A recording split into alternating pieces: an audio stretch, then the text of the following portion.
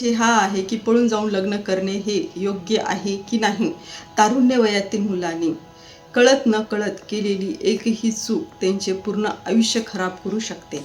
नमस्कार, मी ॲडव्होकेट कल्पना. आपले यूट्यूब चॅनेल KK एडिट्स 01 मध्ये स्वागत आहे.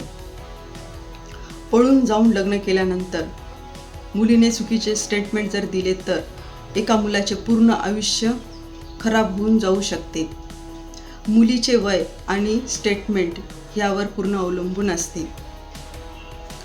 समजा मुलीचे वय 18 वर्षापेक्षा जास्त असेल आणि तिने मुलाच्या विरुद्ध चुकीचे स्टेटमेंट दिले तर मुलावर अपहरण IPCची कलम 363 आणि BNSची कलम 87 नुसार गुन्हा दाखल होऊ शकते.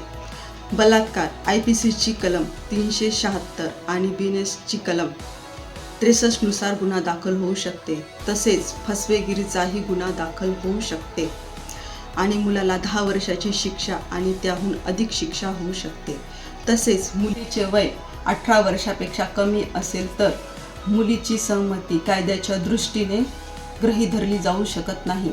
IPCची कलम 363 अपहरण आणि IPCची कलम 366 लग्नासाठी सक्ती, अपहरणाचा गुन्हा दाखल. तसेच पोक्सो ॲक्ट अंतर्गत कडक कारवाई होऊ शकते. मुलीच्या घरच्यांनी तक्रार नोंदवली असल्यास ते मिसिंग कंप्लेंट हे पोलीस स्टेशनमध्ये FIR नोंद करू शकतात. CRPCची कलम 164 नुसार जबाब हे मॅजिस्ट्रेट म्हणजेच न्यायालयासमोर नोंदविला जातो. त्यामध्ये मुलीचा जबाब हा मुलाच्या बाजूने मांडला तर मुलाला जामीन मिळू शकते. तसेच त्याविरुद्ध मुलीचा जबाब हा मुलाच्या विरुद्ध असेल तर मुलाला जामीन मिळू शकत नाही आणि त्याला तुरुंगवास होऊ शकतो. आता तुम्हीच सांगा कमेंटमधून, पळून जाऊन लग्न करणे हे योग्य आहे की नाही. माहिती आवडली असेल तर व्हिडिओला लाईक करा, शेअर करा, सबस्क्राईब करा.